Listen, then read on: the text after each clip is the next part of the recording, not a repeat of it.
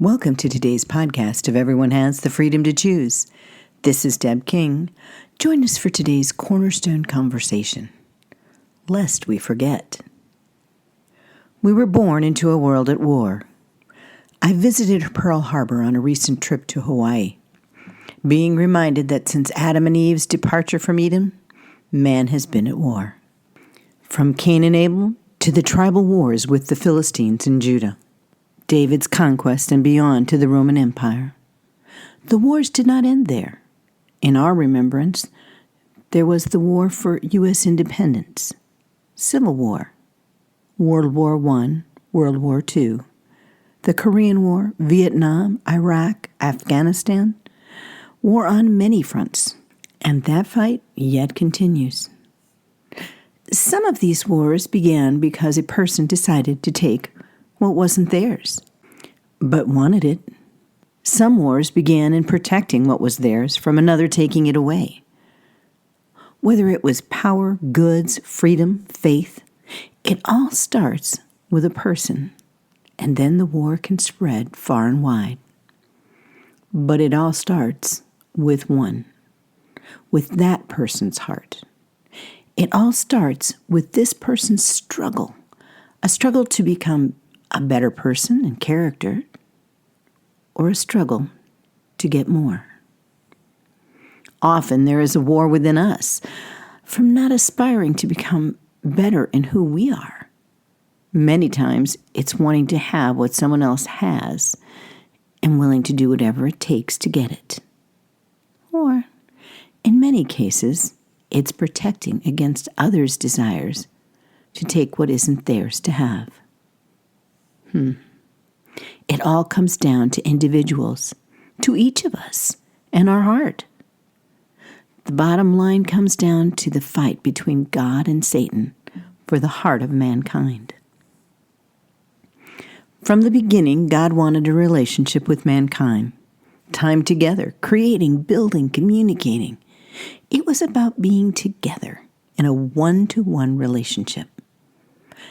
But to have that kind of a relationship, it needed to be based on free will, the freedom to choose.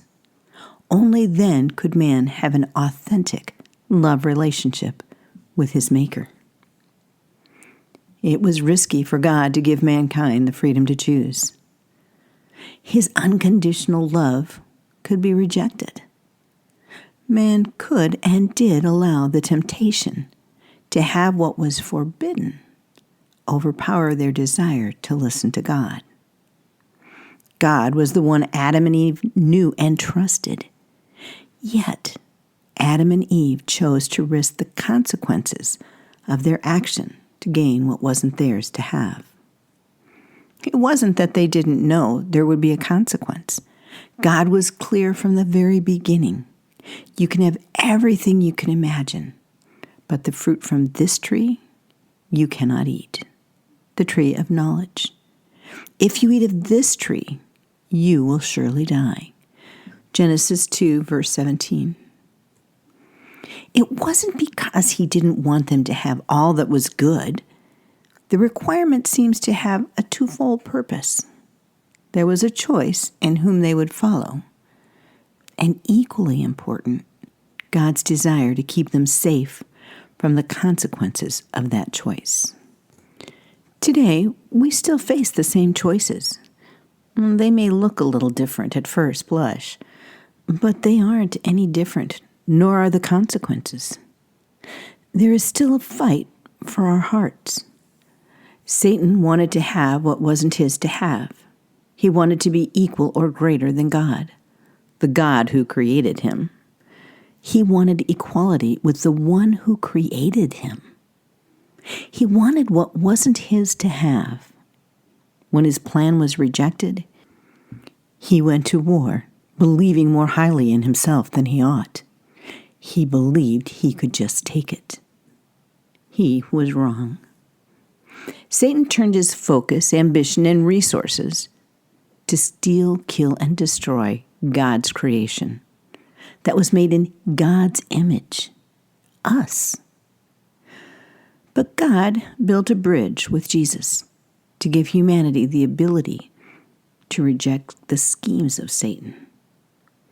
Jesus, as a human like you and I, submitted himself to God, his Father, resisted the devil, and Satan fled.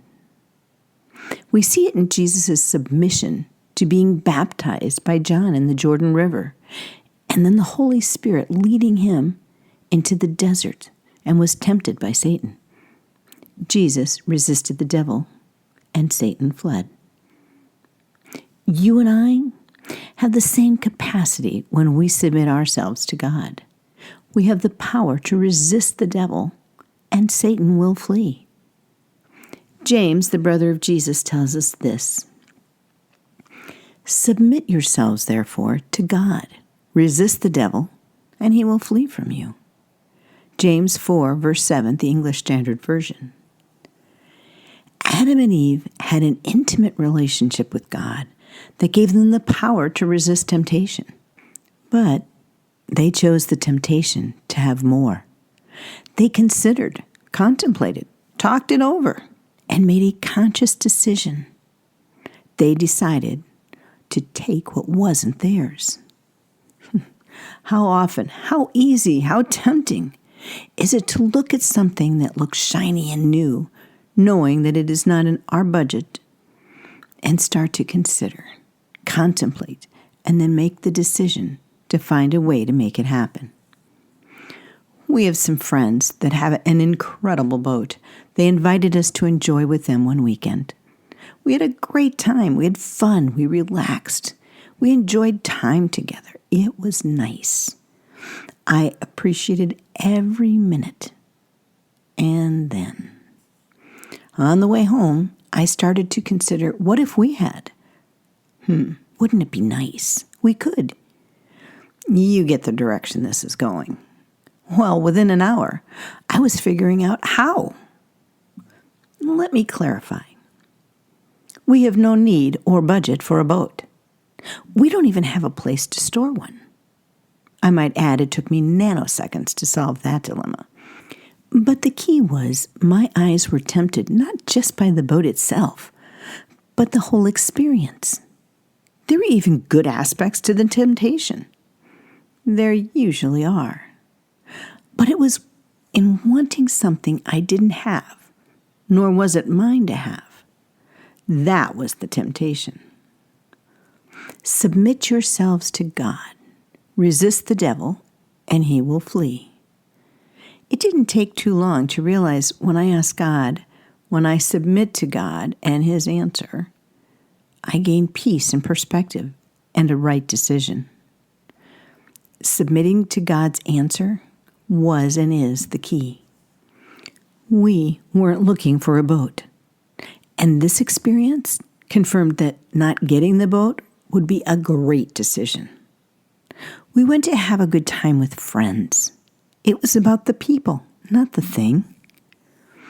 The war comes to us with our eyes, our thoughts, and then when we dwell on them long enough, they work their way into our hearts. Someone years ago told me that temptation isn't in seeing something or even considering something. Temptation becomes sin when we build a nest and let the temptation move in. When Adam and Eve considered Satan's proposition, they weren't at risk. It wasn't even after they discussed the topic that they were in trouble. It was when they chose not to bring God into the discussion that they would lose it all. They didn't ask God, the one who would and could give them the power to say, "No, this isn't for me. This isn't mine to have." That's when they lost the battle. It is the same with us. When we submit to God, we can resist the devil, as James says. Are you willing to take what you're confronting today and submit it to God? Thanks for being a part of our conversation. You are welcome to pass it on. You can find us at www.debaking.com.